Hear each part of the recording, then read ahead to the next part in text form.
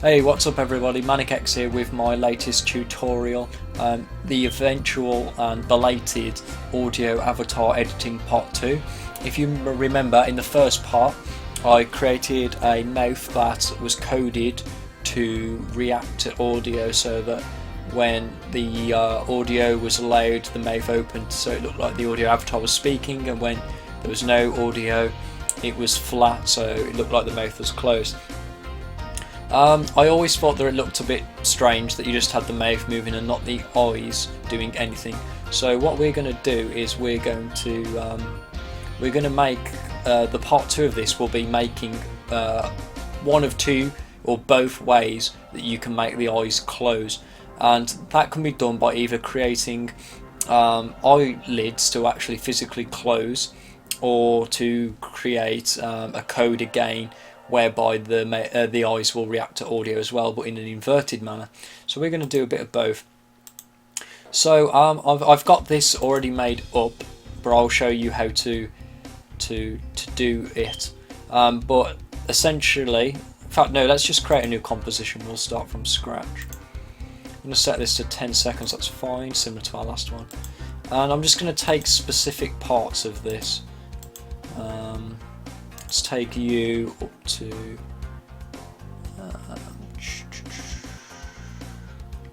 here.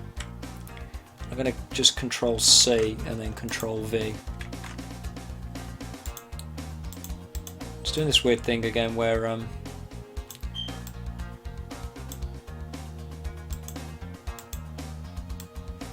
it did this to me earlier. Alright, fuck it. Get rid of you, let's start again. I'll just go from the complete beginning then if it's going to be like this. Alright, okay.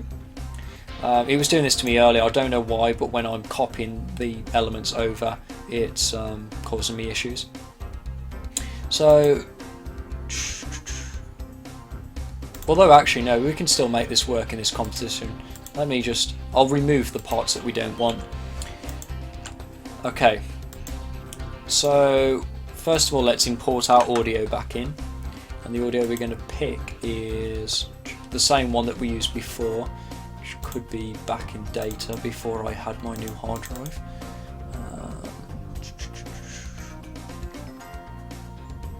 Videos maybe?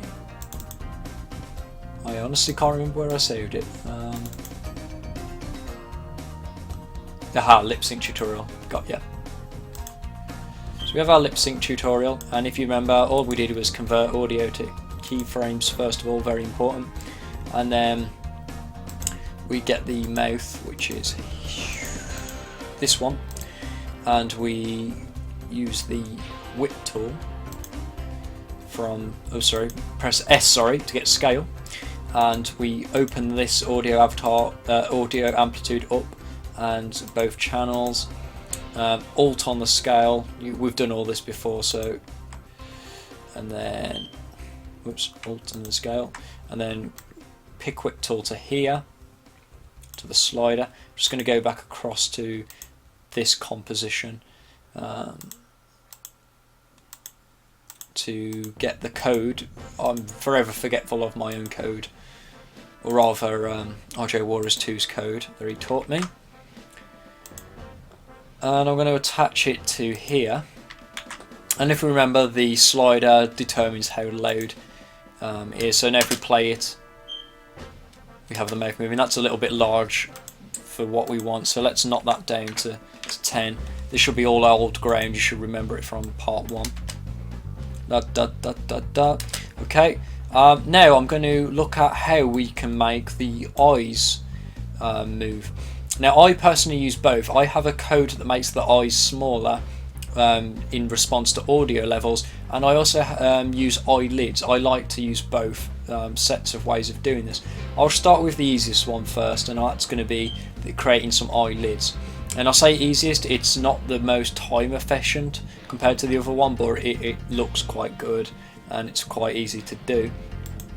So to do this, I'm going to want to leave that open actually. I'm going to close this, and I want to first go to Layer and New, and then Solid.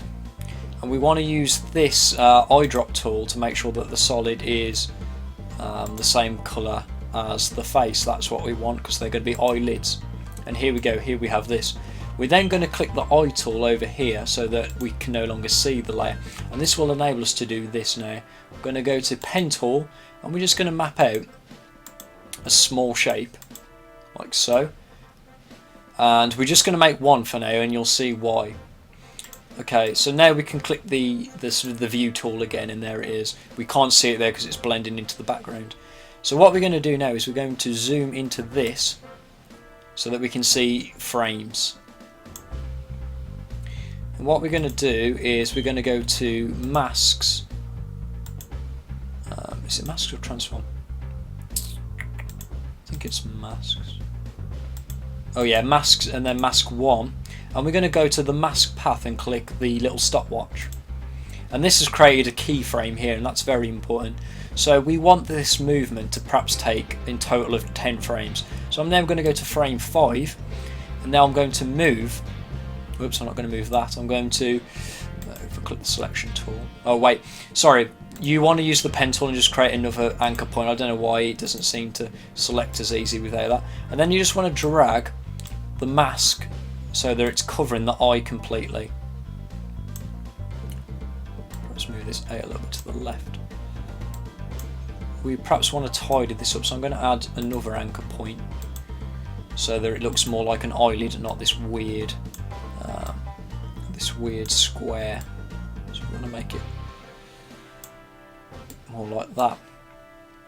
Drag this down a bit. Okay, there's eyelid number 1. Then what we want to do is go back to keyframe number 1, click on it.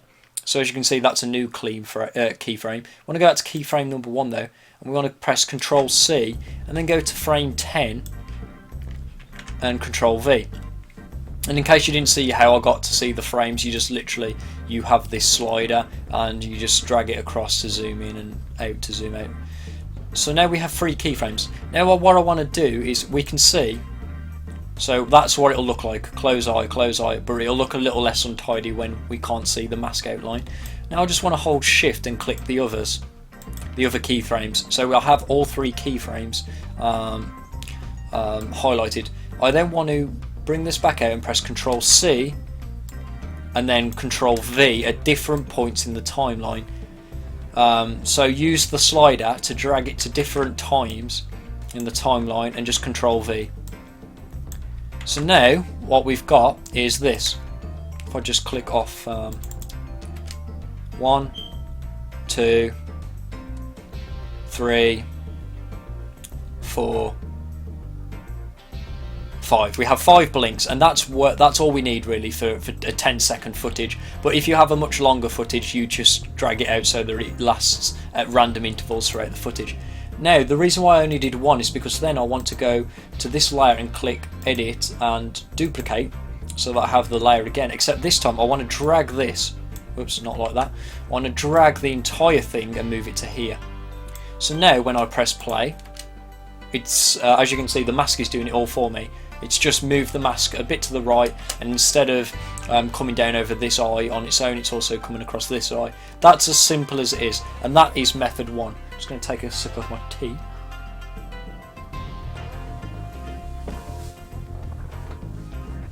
Okay, method 2 is a little bit more complicated because it uses code. I'm just going to go back across to this composition so I can steal the code from here.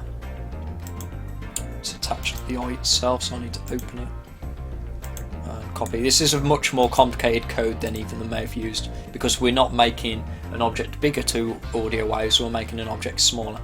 And what I want to do is go to the eye, so here it is, and I want to go to the drop down. Oh no, I don't, sorry. I want to click on the eye, and I want to press S again for scale, just like we did for the mouth. Hold down Alt and click the stopwatch. And we get this. And I'm just going to paste in the code, which I'll leave in the description so you don't have to worry about it. But the code essentially, I'll explain it. If you can see here, it's very difficult to see, and I'm not sure, can I? Yeah, okay, I can make this a bigger. So the code, it's saying that the minimum audio volume is 0, maximum audio volume is 20, the minimum size equals 10, and the maximum size equals 100. That's expressions that will be put into the code below. So we have thisComp.layer, both channels, and then this is the code here: linear, minAudio, maxAudio, maxSize, minSize, and we've got the value here set to 0. I'm not going to go into exactly what it means, but essentially what that's saying is it's using the maxAudio, minAudio, maxSize, minSize values that have been specified here, and it's putting them into the code that we made for the mouth essentially, but it's reversed thanks to linear. So what will happen now is I'm also going to paste this code in the other eye so it doesn't look weird. Here's eye number 2. Just going to again S, Alt and stopwatch and Control V to put the code in. So you can just copy the code from the description, and now you'll hopefully see this. Hopefully you can see this. I'll zoom in so that you get the full appreciation. As well as the blinking, we also now have the eyes actually reacting to the audio, and you can mess around with the minMaxAudio and minMaxSize to make that to your liking. So if you think that the movement up and down of the eyes here is too extreme, then you can always change the values as well. I just like these values. These are the values that I particularly have become accustomed to, and they're the values that I use. So I'm just going to render this now so you can see it in all its glory. Add to render queue. Render it as H.264. AVI files are ridiculously large and not at all fun.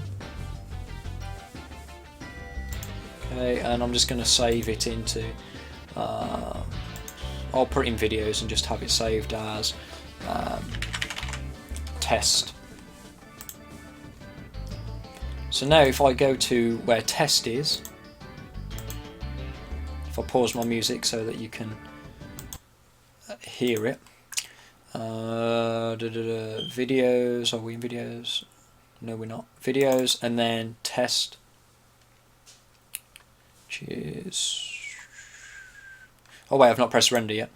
If I render it, it'll only take a few seconds.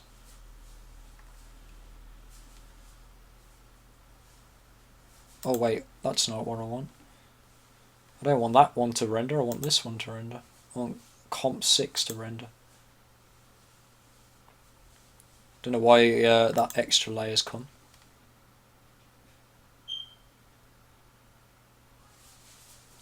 There we go, nice and quick.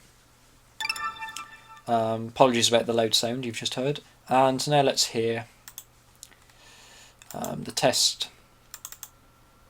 Lip syncing with After Effects is not that difficult. Okay, there we go, and there we have it. That's all 2 steps really to making an audio avatar. As I said, this is just a nice little add-on. You don't even need to do this for an audio avatar, as you've seen from the first video, but I find that this provides a nice little addition, so that the eyes just aren't staring out into space with no movement at all. I mean, you could theoretically keyframe the eyes to shrink how you want them so that they close fully whenever you want. So you could, similar to what we did with the eyelids, but instead of using eyelids, you just make the eyes small using keyframes instead of moving eyelids, and that could also be used. But I find if you're going to go to that effort, you're better off just using the code that I use. So yeah, that's this video. It's ended up longer than I wanted because a few things didn't go completely right first time, etc. But that is my complete guide on how to make an audio avatar. And as I said, if you use the other method that I provided in the last video, the lip sync program, which is this over here, if you use that, you can still apply eyelids to that. So let's say, I'll just quickly do an example. If I have a new composition again, that'll be fine. And if I import, let's say, let's go to pictures, and I want to put eyelids on this image, for example. I'm going to have to make this incredibly small. So say I want, it's very pixelated, but say I wanted eyelids over this guy. I can't really use the code function because his eyes are part of the image. So I'm going to have to use the eyelids function for this particular one. I'd do the same, insert layer, solid. And I'd use the eyedrop tool again to make them just like his eyes. And then again, you'd use the eye off so that you can't see it. Create an eyelid again, and then again you do the whole keyframe function and just do exactly what we did before, but you do it over here. The only downside with the eyelids method with pictures like this is that the eyes are different shapes, so you'll either have to try very hard to be very generic with the eyelid shape so that you can just duplicate it, or you'll have to just do two separate eyelids, one for each, and just work out when exactly you want the eyelids to close, and just copy that across.